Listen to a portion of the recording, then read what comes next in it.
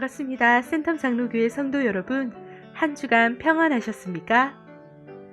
오늘도 주님의 은혜가 모든 성도님들께 있으시기를 축복합니다. 코로나19 바이러스로 인한 가정예배, 이렇게 드려주시길 부탁드립니다. 우리 가정이 하나님의 예배당이 됨을 인식하고 성경과 찬송을 지참하여 하나님 앞에서 단정한 옷차림과 경건한 마음으로 신령과 진정으로 드리시길 부탁드립니다. 예배 소식입니다. 오늘은 부활주일입니다.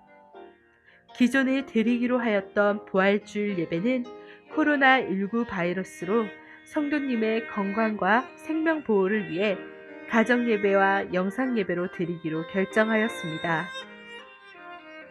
부활주일 예배는 예배당에서 예배를 다시 드리는 첫 주일에 부활절 기념 예배로 드리도록 하겠습니다.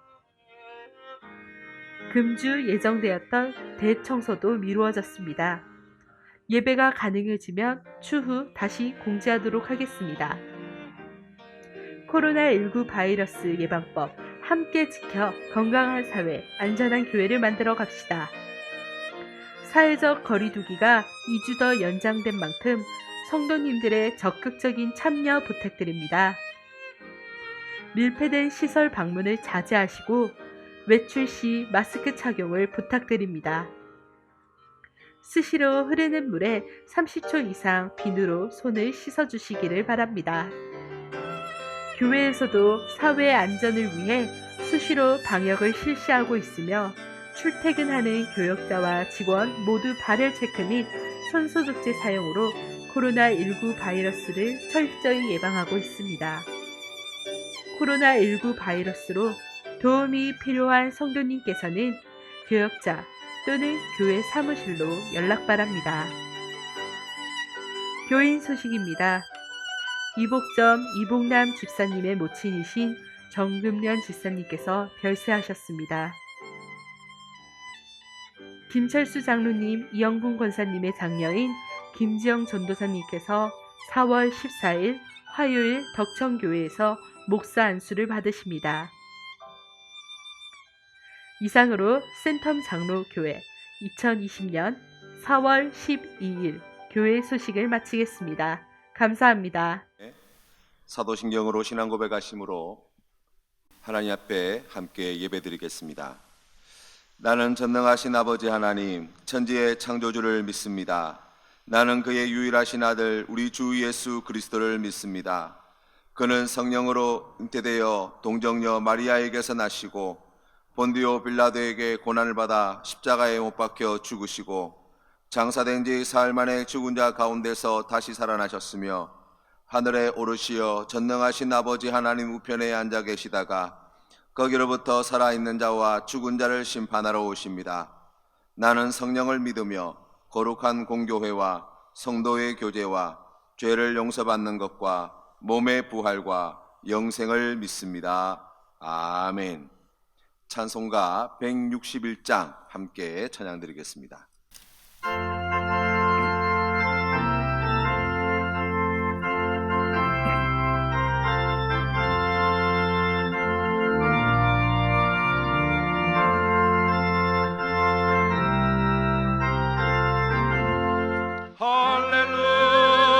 우리 예수 부활 승천하셨네.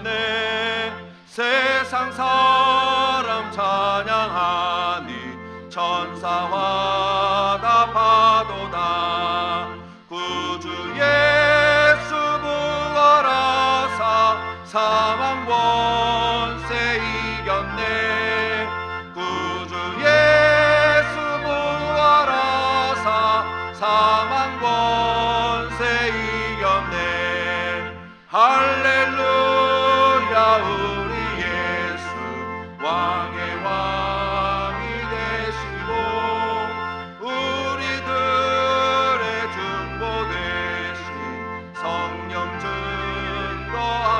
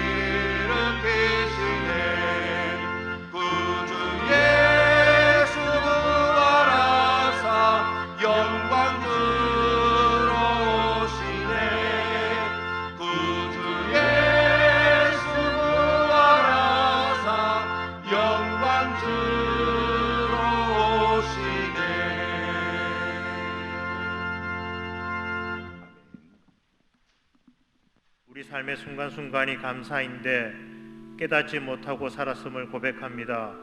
용서하여 주옵소서. 하루빨리 바이러스로부터 해방되어 우리의 평범한 일상이 회복되게 하여 주옵소서. 코로나 바이러스로 인하여 많은 분들이 수고하며 애쓰고 있습니다. 이분들의 수고가 헛되지 않게 하시고 새 힘을 주셔서 이 일이 잘 마무리되게 하옵소서. 이 일로 인하여 많은 사람들이 교회를 향하여 비방하는 소리가 많습니다. 먼저 우리를 돌아보게 하옵소서. 우리를 세상의 소금과 빛이라고 말씀하셨는데 그 역할을 감당하였는지 생각하게 하시고 이번 기회를 통하여 교회가 바로 서게 하시고 믿는 우리의 생활이 믿지 않는 자의 본이 되게 하옵소서. 그리하여 우리를 보고 저들이 하나님의 백성이 되는 역사가 일어나게 하옵소서. 하나님 아버지, 15일은 국회의원 선거가 있는 날입니다. 하나님께서 간섭하여 주옵소서. 뽑힌 사람들은 자신의 욕심이 아니라 백성들과 나라를 위하여 헌신할 수 있는 사람들이 되게 하옵소서. 이 일로 인하여 우리나라가 분열이 아니라 하나가 되게 하시고 다시 일어서는 나라가 되게 하옵소서. 하나님 아버지, 교회를 위하여 기도합니다. 교회를 사랑하지만 오지 못하여 마음이 아픈 분들도 있습니다. 육체적으로 불편하신 분들과 경제적으로 어려운 분들도 있습니다. 부활의 주님께서 친히 신방하여 주셔서 위로하여 주시고 하늘의 평안을 허락하여 주옵소서. 교육부서를 위하여 기도합니다. 비록 교회에 오지는 못하지만 각자의 가정에서 드려지는 예배 가운데 함께하여 주옵소서. 어려서부터 예수님을 알게 하시고 키가 자라듯이 하나님을 아는 지혜도 잘 자라서 나라와 교회의 훌륭한 일꾼으로 자라나게 하옵소서. 아이들을 위하여 수고하시는 교육자들과 선생님들의 수고를 기억하여 주옵소서. 매일 말씀을 준비하여 우리들에게 전하여 주시는 목사님에게 영육간의 강건함을 허락하여 주옵소서. 피곤치 않게 하시고 목사님의 교회와 성도들을 향하여 드려지는 기도가 헛되지 않게 하여 주옵소서. 오늘 전하여지는 말씀 가운데 함께하여 주셔서 마음에 새겨 삶에 적용하게 하시고 말씀으로 승리하는 한 주가 되게 하옵소서. 찬양 드리는 집사님의 찬양으로 하나님 홀로 영광받아 주옵소서. 부활이요 생명 되신 예수님의 이름으로 기도합니다. 아멘.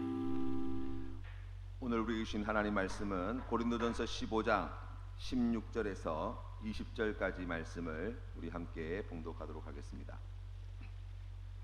신약성경 282면에 있습니다. 고린도전서 15장 16절에서 20절까지 말씀입니다. 제가 받들도록 하겠습니다. 만일 죽은 자가 다시 살아나는 일이 없으면 그리스도도 다시 살아나신 일이 없었을 터이요 그리스도께서 다시 살아나신 일이 없으면 너희의 믿음도 헛되고 너희가 여전히 죄 가운데 있을 것이요 또한 그리스도 안에서 잠자는 자도 망하였으리니 만일 그리스도 안에서 우리가 바라는 것이 다만 이 세상의 삶뿐이면 모든 사람 가운데 우리가 더욱 불쌍한 자이리라. 그러나 이제 그리스도께서 죽은 자 가운데서 다시 살아나사 잠자는 자들의 첫 열매가 되셨도다. 아멘.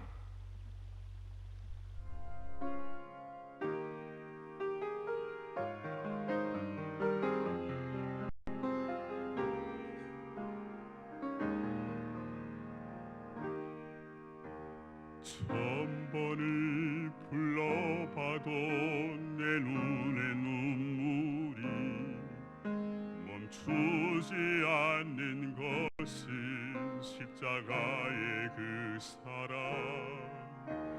나를 살리려 지신 그 십자가 모든 물과 피 나의 더러운 죄 씻으셨네. 나를 향한 그 사랑 생명을 내어주사 영원한 생명을 내게 주심을 감사해.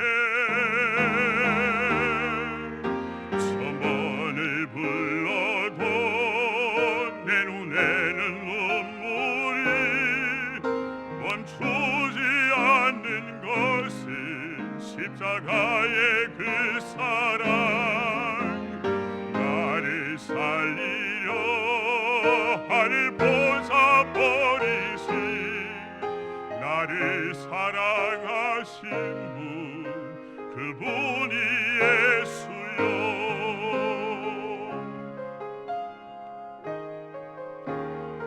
번번을 불러봐도 내 눈에 눈물이 멈추지 않는 것은 십자가의 그 사랑 나를 살리려 지신 그 십자가 모든 물과 피 나의 더러운 죄 씻으셨네 나를 향한 그 사랑 생명을 내어주사 영원한 생명을 내게 주심을 감사해 서번을 불러도 내 눈에는 눈물이 멈추지 않는 것은 십자가의 그 사랑 나를 살리려 하늘 보사 버리신 나를 사랑하신 분 그분이 예수여 천번을 불러도 내 눈에는 눈물이 멈추지 않는 것은 십자가의 그 사랑 나를 살리려 하늘 보사 버리신 나를 사랑하신 분 그분이 예수요 나를 사랑하신 분 그분이 예수요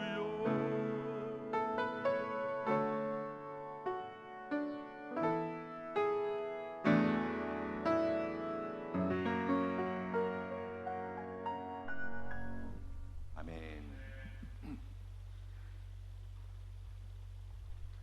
부활의 첫 열매이신 예수님이라는 제목으로 하나님 말씀 전하겠습니다. 예수님은 부활이요 생명이십니다. 예수님은 우리에게 부활의 새 생명을 주시기 위해서 십자가에 달려 죽으시고 3일 만에 사망 권세 이기시고 부활하셔서 온 인류와 온 우주의 구세주가 되어 주셨습니다. 인류 문명의 역사를 살펴보면 인류 문명의 역사의 한 축은 죽음과의 처절한 투쟁의 역사라고 이야기할 수 있습니다. 특히나 이 의료인들, 의사나 아니면 의학 기술의 이러한 발전의 과정들을 살펴보면 인류가 이 땅에 존재해 오는 동안 끊임없이 질병과 죽음과 싸워왔다는 것을 알 수 있습니다. 우리가 잘 알고 있는 이 의학의 아버지라고 이야기하는 의술의 아버지라고 이야기하는 히포크라테스는 기원전 460년경의 사람입니다. 그런데 고고학적인 발굴에 의하면 그 이전부터 고대 이집트 같은 경우는 이미 3000년경부터 시작하여서 이러한 외과적인 수술을 해오고 있었던 것만큼 또 선사시대 유적을 발굴해 보아도 그때 당시에도 이러한 두개골을 고치는 그러한 치료의 흔적들이 지금도 발견되고 있는 것만큼 인류의 역사 가운데 이 의술이라고 하는 것은 기나긴 역사를 자랑한다고 이야기할 수 있습니다. 그럼에도 불구하고 오랜 세월 동안 그토록 수많은 사람들이 애쓰고 수고하고 헌신하고 공부하고 그러한 축적된 기술을 발전시켜 왔음에도 불구하고 우리의 삶의 자리를 돌아보면 눈앞에 보이지도 않는 조그만 바이러스 하나 때문에 얼마나 많은 사람들이 희생을 당하고 고통을 당하는가 우리가 다시 한번 깨달아 알게 됩니다. 이번 코로나 바이러스의 치사율은 감염되어지면 3%에 해당된다는 이야기를 들었습니다. 뿐만 아니라 그것보다 더 치명적인 여러 가지 질병들이 있지요.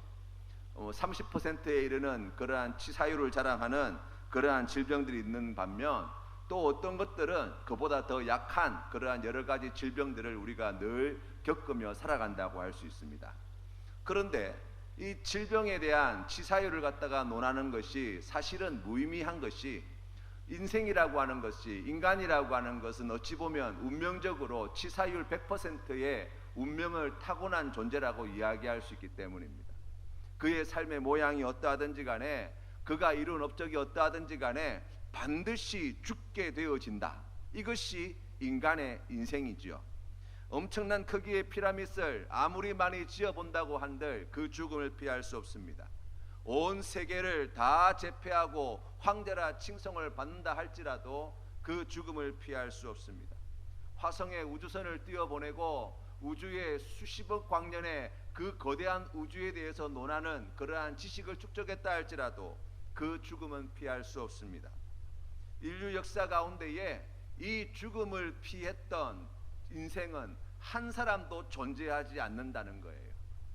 오직 한 분, 그 죽음을 이기시고 부활 승리하신 예수 그리스도 외에는 이 죽음과의 싸움에서 승리한 인생이 없다라는 것이 역사가 우리에게 가르쳐주는 교훈이라고 할 수 있습니다. 사랑하는 성도 여러분, 예수님의 부활의 소식이 왜 우리에게 기쁜 소식이 됩니까? 우리가 사랑하는 예수님께서 무덤에서 다시 살아나셔서 그것이 기쁜 소식이 됩니까? 예, 그렇게도 생각할 수 있습니다. 그러나 그것이 다가 아니지요. 사랑이 많으시고 능력이 많으신 우리 하나님의 능력이, 우리 하나님의 전능하심이 얼마나 크고 놀라우신 은혜이며 능력이었는가를 우리가 이 부활의 소식을 통해서 깨달아 알게 되어지기 때문입니까? 예, 일부는 그렇다고 이야기할 수 있습니다만은 그것이 다라고 이야기할 수는 없습니다. 예수 그리스도의 십자가에 죽으신 그 죽음의 사건, 그곳에서 3일 만에 부활 승리하신 이 모든 과정을 통해서 생각해 보면, 만약 하나님이 하시고자 하셨다고 한다면 굳이 40일 동안 이 땅에 살지 않고 죽으신 후에 무덤에 들어가셔서 바로 그곳에서 하나님 보좌 우편으로 들려 올려서도 충분하지 않았겠습니까? 만약 우리 하나님께서 하시려고만 하셨다고 한다면 그 죽음 이후에 우리 주님께서 보여주셨던 그 40일간의 마지막 공생의 삶을 살지 않으시고 가장 영광스럽고 가장 귀한 그 하나님 보좌 우편에 바로 데리고 가셔서 하나님께서 행하신 그 놀라운 일들을 아마 많은 사람들에게 나타 보여주고자 하였다고 한다면 그러한 방법도 쓸 수 있지 않았냐는 것입니다. 그럼에도 불구하고 하나님께서 그와 같이 하지 않으시고 굳이 3일 만에 살리신 후에 문을 여시고 제자들과 많은 성도들에게 보이시고 500여 형제들에게 나타내 보이시고 그리고 하늘로 승천하셨던 이유, 그것은 믿음이 없는 우리에게 믿음을 주시기 위함이요 바로 우리에게 부활의 생명을 주시기 위함임을 믿으시기를 바랍니다. 우리가 예수님의 부활을 진심으로 기뻐하는 이유가 여기에 있습니다.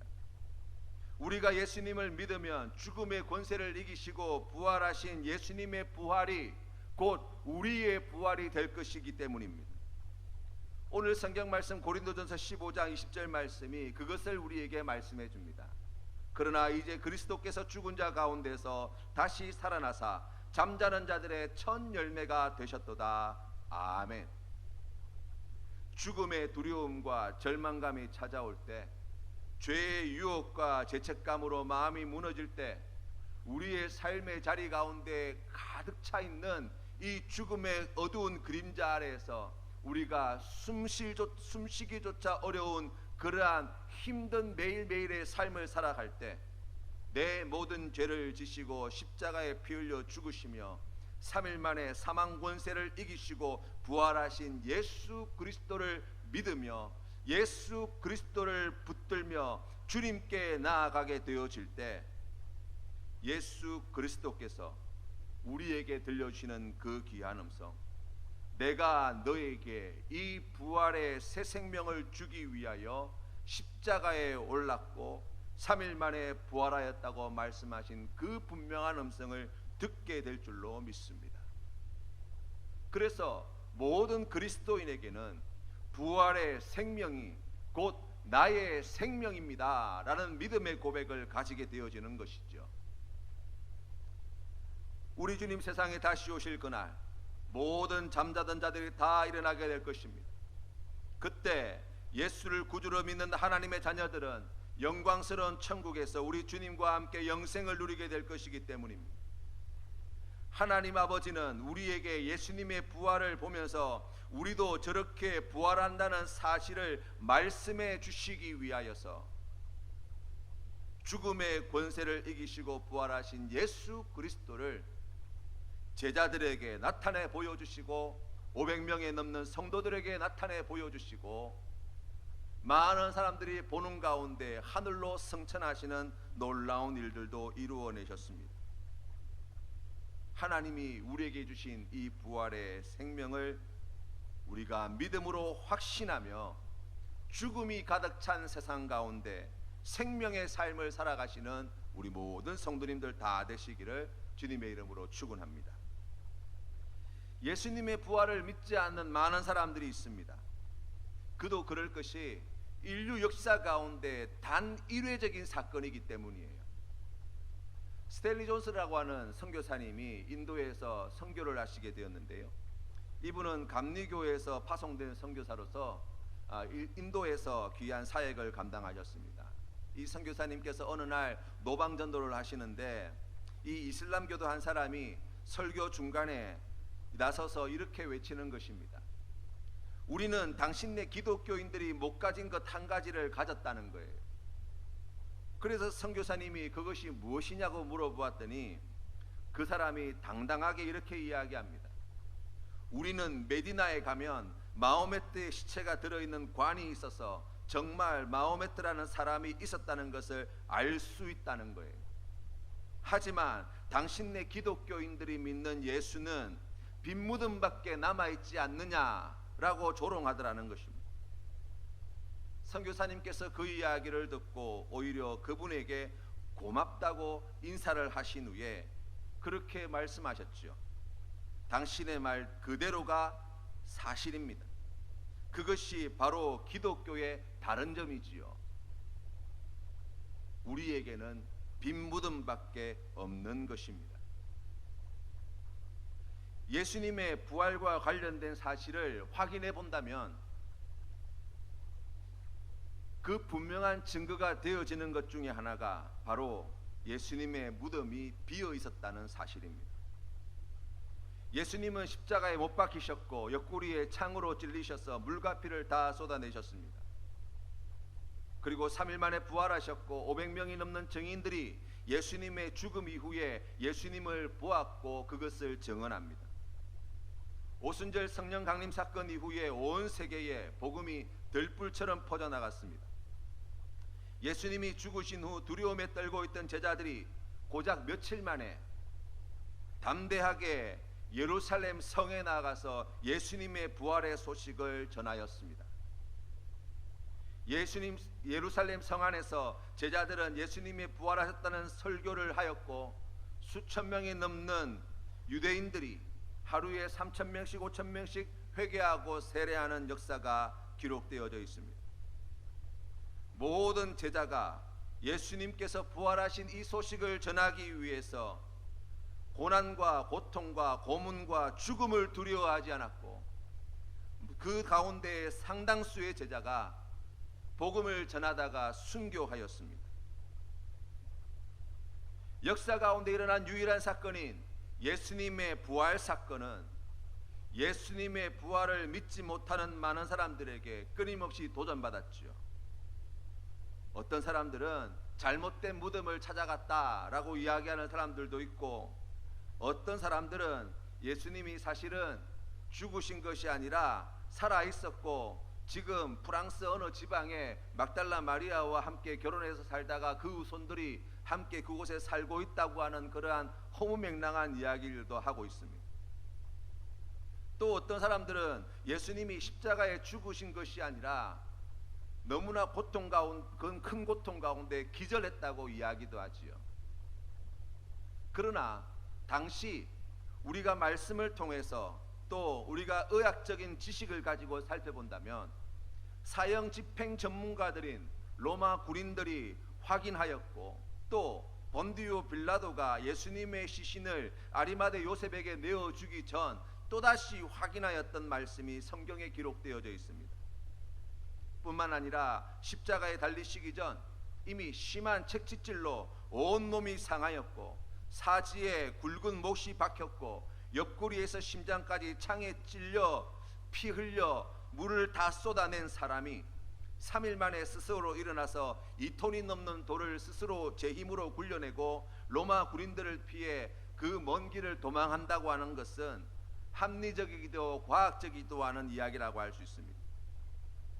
또 어떤 분들은 예수님의 부활의 소식은 영적인 의미에서 죽은 자들 가운데 다시 살아난 것이지 육신이 부활한 것은 아니라고 이야기하는 사람들이 있습니다. 그 연장성산에서 어떤 사람들은 예수님이 부활하신 것은 사실이 아니고 예수님을 사랑하였던 제자들이 본 환상에 불과하다고 이야기합니다. 그러나 성경의 많은 사람들은 예수님을 직접 만났고 예수님과 이야기하였고 예수님의 마음을 만져보았고 같이 밥도 먹었고 같이 길을 걸었다고 이야기하고 있습니다. 어떤 사람들은 제자들이 예수님의 시신을 훔쳐갔다고 말을 합니다.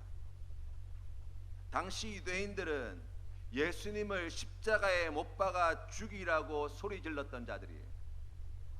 당시 로마 군대가 예수님의 사형 집행하는 데에 그 모든 과정을 주관하였습니다.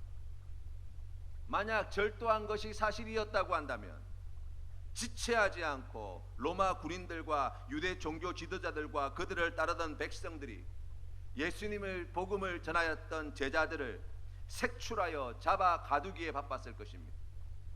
아마 목숨을 부지하지 못했을 것입니다.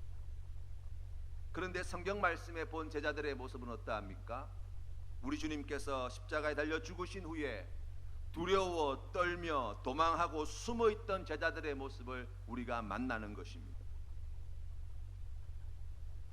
그러한 제자들이 로마 군인들과 유대 종교 지도자들과 그들을 따르던 유대인들을 물리치고 그 돌문을 열어서 시신을 훔쳐 어딘가 숨겨놓는다는 것은 합리적이지 않는 이야기라고 할 수 있습니다. 예수님은 부활하셨습니다.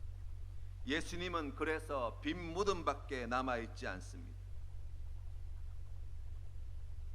분명한 역사적인 사실과 증언들과 객관적인 자료들이 오늘날까지 남아 있습니다.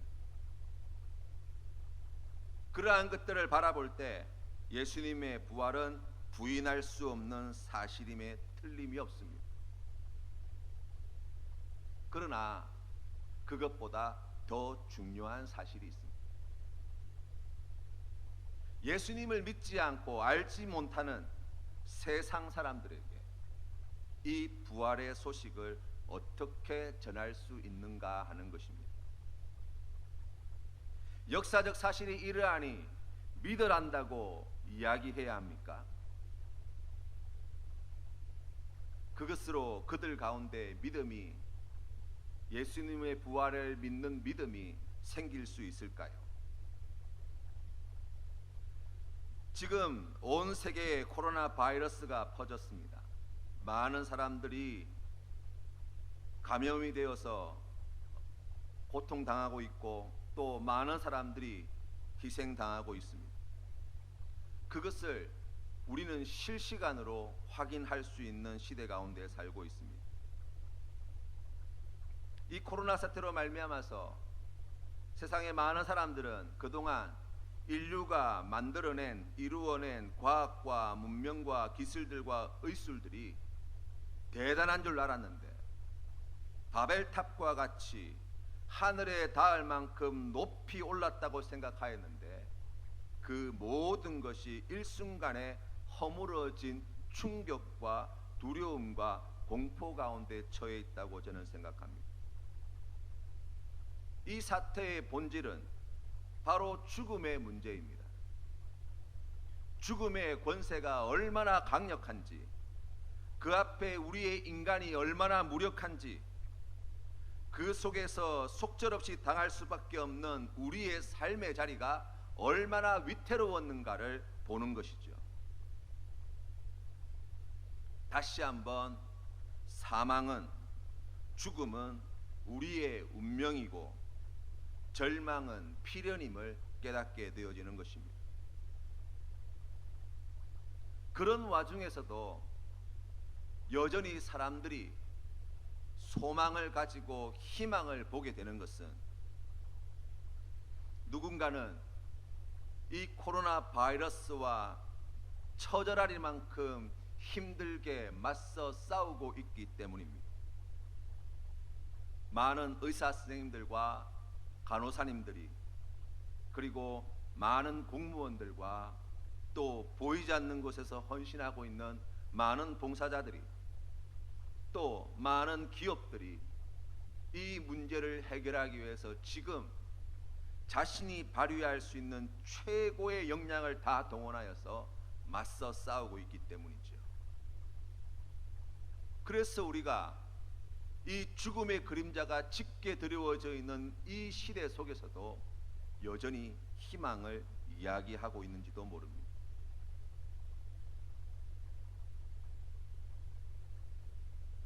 당시에도 마찬가지였지만 지금도 여전히 이 시대 속에서 예수 그리스도께서 부활하신 이 기쁜 소식을 믿지 않는 자들에게 어떻게 전해야 할 것인가 라는 질문에 대한 답은 언제나 예수 그리스도의 부활을 믿는 예수 그리스도의 제자, 그리고 하나님께서 택하신 성도들을 통하여서임을 기억해야 할 것입니다.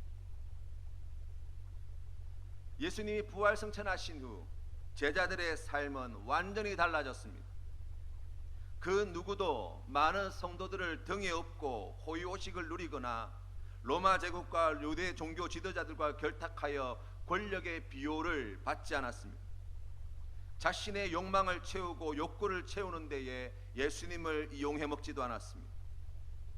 한 영혼을 예수 그리스도의 부활을 믿는 그리스도인으로 만들기 위하여 자신의 생명을 아끼지 않고 인간으로서는 도저히 견딜 수 없고 참을 수 없는 고난과 고통을 기꺼이 감당하며 아무도 알아주지 않는 그곳에 홀로 순교하는 그 귀한 믿음의 삶의 자리까지 나아갔던 제자들의 이야기를 우리가 듣게 됩니다.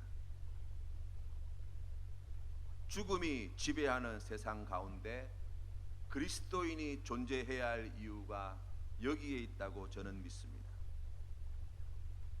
세상 사람들이 아무리 발버둥치고 노력하고 또 그러한 절망과 고통 가운데 애쓰고 할지라도 피할 수 없는, 이겨낼 수 없는 이 죽음의 권세 앞에 오직 사망 권세를 이기시고 부활 승리하신 예수 그리스도 그분만이 우리의 구원자이시며 우리의 승리자가 되시며 바로 그분이 우리에게 주시고자 하시는 이 부활의 생명만이 우리의 유일한 소망임을 믿음으로 그 귀한 삶으로 전하는 그리스도인들, 바로 그들이 필요한 때가 오늘 이 시대라고 저는 믿습니다. 부활하신 예수님을 믿는 믿음으로 부활의 신앙에서 부활의 삶으로 나아가십시다. 죽음에 사로잡혀 있는 이 땅의 수많은 백성들에게 부활의 삶으로 예수님이 사망 권세 이기셨고 예수님께서 가지고 계신 그 부활의 생명을 믿는 모든 자에게 하나님께서 주신다는 이 기쁜 소식을 전합시다. 부활의 삶은 어떤 삶입니까? 하나님을 사랑하고 이웃을 사랑하는 삶입니다. 하나님을 마음과 정성과 힘과 생명을 다하여 사랑하고 이웃을 내 몸과 같이 사랑하는 삶입니다. 부활의 삶은 하나님을 경외하고 공의를 행하는 삶입니다. 하나님을 예배하며 말씀에 순종하고 정의와 공의를 이 땅 가운데 세우기 위해서 열심을 내는 사람, 바로 그가 그리스도인이요, 그러한 삶이 죽음의 권세에 맞서 싸워 부활의 삶을 살아가는 성도의 삶이라고 이야기할 수 있습니다. 부활의 삶은 또한 생명을 살리고 복음을 전하는 삶이지요. 우리는 한 생명이 천하보다 귀하다고 이야기합니다. 그러나 우리가 다시 한번 우리의 가슴에 손을 얹고 우리 자신을 돌아봐야 하는 것은 그 천하보다 귀한 한 영혼을 위하여 우리가 얼마만큼의 비용을 지불하고 있는가 하는 것입니다. 한 영혼을 구원하기 위하여 어떠한 고난과 고통도 기꺼이 감수하고 자신의 생명도 아끼지 아니하였던 예수님의 부활의 증인이 되었던 제자들의 삶을 돌아본다고 한다면, 우리가 마음으로 생각으로 부활하신 예수님을 믿습니다, 내가 그것을 알고 있습니다 라는 믿음의 자리에서 그 부활을 삶으로 살아가는 그 귀한 성도가 되기 위하여 우리가 무엇을 해야 될 것인가, 다시 우리 자신을 반성하게 됩니다. 동물원에서 자란 사자가 있었습니다. 어느 날 이 동물원 우리 안에 갇혀 있던 사자를 안쓰럽게 바라본 사람이 이 사자를 불러서 이렇게 이야기하는 것입니다. 네가 누군 줄 아냐? 너는 사실 동물의 왕이고 초원에서 제일 강한 동물이고, 내가 한번 으르렁거리기만 하여도 이 초원에 있던 모든 동물들이 다 숨을 죽이고 도망갈 만큼 큰 위험이 있는 그러한 맹수 가운데의 맹수라고 이야기하였습니다. 그러면서 사자에게 그렇게 이야기했지요. 그런 사자인 내가 이렇게 초라하게 살아가서는 안 된다는 거예요. 너는 이렇게 살 존재가 아니라는 것입니다. 사자는 그 이야기를 듣고 마음에 큰 감동을 받았습니다. 그는 다시 초원으로 돌아갈 결심을 하였습니다. 그리고 동물우리에 갇혀있던 다른 사자들을 불러서 자기가 오늘 들었던 그 이야기를 그대로 전해주었습니다. 우리가 이렇게 사육사가 던져주는 닭고기만 먹고 사는 신세가 아니라 우리는 사실 동물들의 왕이고, 우리의 모습을 되찾아 다시 초원으로 나아가서 동물들의 왕으로서 우리가 군림하고 그 초원에 있는 동물들을 다스리는 자가 되어야 되지 않겠느냐. 그 연설을 듣고 다른 사자들도 가슴이 뜨거워졌습니다. 어떤 사자들은 손뼉을 치며 눈물을 흘렸습니다. 어떤 사람들은 옆에 있는 친구들과 어깨동무를 하면서 우리가 정말 그렇게 살아야 될 거라고, 그러한 삶을 꼭 살고 싶다고 그렇게 다짐하였습니다. 그러한 사자들을 보고 이 우두머리 사자가 나와서 이렇게 이야기하는 것입니다.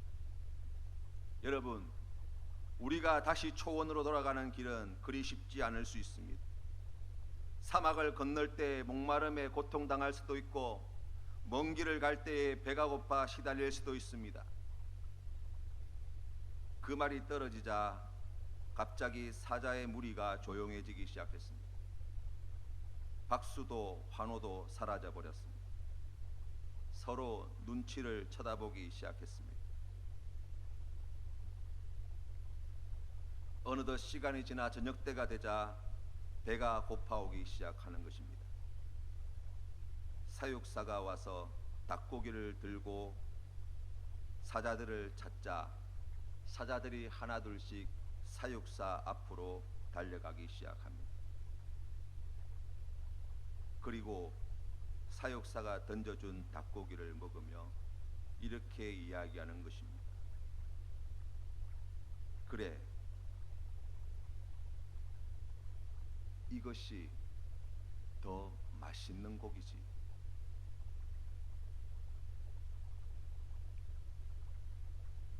부활의 믿음에서 부활의 삶으로 나아가기 위하여서는 어떻게 해야 합니까? 갈라디아서 2장 20절 말씀에 내가 그리스도와 함께 십자가에 못 박혔나니 그런즉 이제는 내가 사는 것이 아니요 오직 내 안에 그리스도께서 사시는 것이라. 이제 내가 육체 가운데 사는 것은 나를 사랑하사 나를 위하여 자기 자신을 버리신 하나님의 아들을 믿는 믿음 안에서 사는 것이라. 아멘. 십자가의 죽음이 없는 부활은 가짜입니다. 주님과 함께 십자가에 못 박혀 죽지 않고서는 주님과 함께 부활할 수 없습니다. 죽음을 이기는 길은 죽음을 피하는 것이 아니라 예수 그리스도와 함께 죽음을 통과하여서 얻어낸 승리의 면류관을 차지하는 길임을 믿으시기를 바랍니다.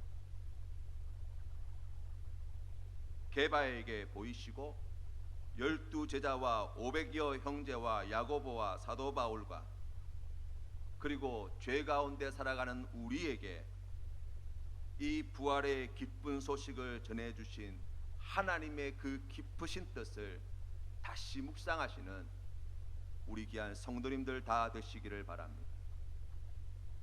그리하여서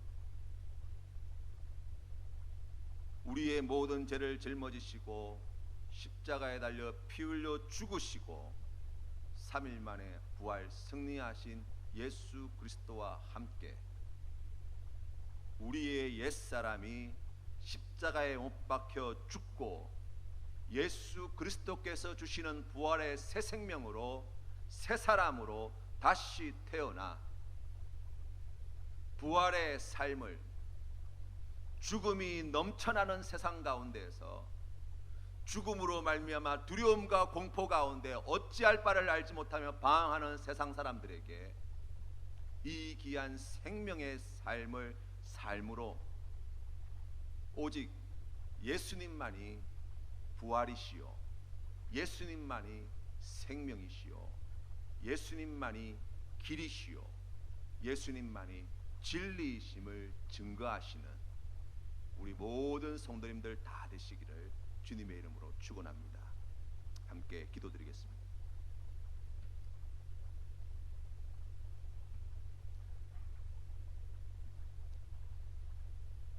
살아계신 하나님 아버지, 우리에게 이 부활의 생명을 주시기 위하여 독생자이신 예수 그리스도를 이 땅에 보내시고 고난받게 하시고 십자가에 오르게 하시고 피 한 방울 물 한 방울 아끼지 아니하시고 다 쏟아내어 죽게 하시며 3일 만에 부활 승리하게 하여 주시니 감사합니다. 우리 주님 다시 부활하신 이 부활의 아침에 우리가 주님 앞에 나아갈 때에 사랑하는 성도님들의 마음 가운데에 이 부활의 확신을 더하여 주시옵시고 주님께서 우리에게 주시고자 하시는 이 부활의 생명을 누리며 살아가는 귀한 성도님들 되게 하여 주시옵소서. 우리가 예수 그리스도의 부활을 알고 믿는 자에서 예수 그리스도의 부활의 삶을 살아가는 자가 되게 하여 주시어서 죽음으로 두려움과 공포 가운데 절망 가운데 살아가는 세상 사람들에게 이 부활의 생명의 기쁜 소식을 담대히 전하는 주님의 백성 예수 그리스도의 제자 되게 하여 주시옵소서. 거룩하신 예수님 이름으로 기도드리옵나이다. 아멘. 찬송가 165장 함께 찬양드리겠습니다.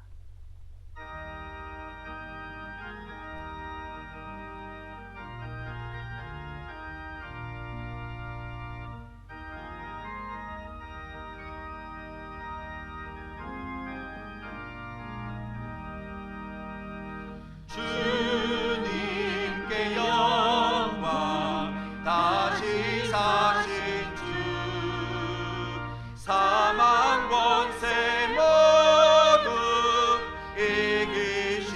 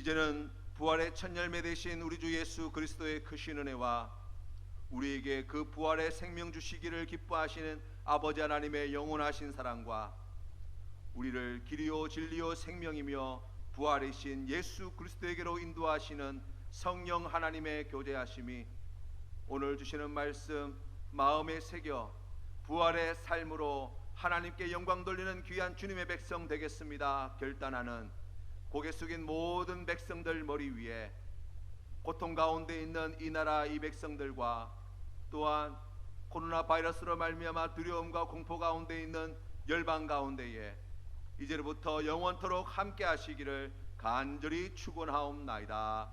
아멘.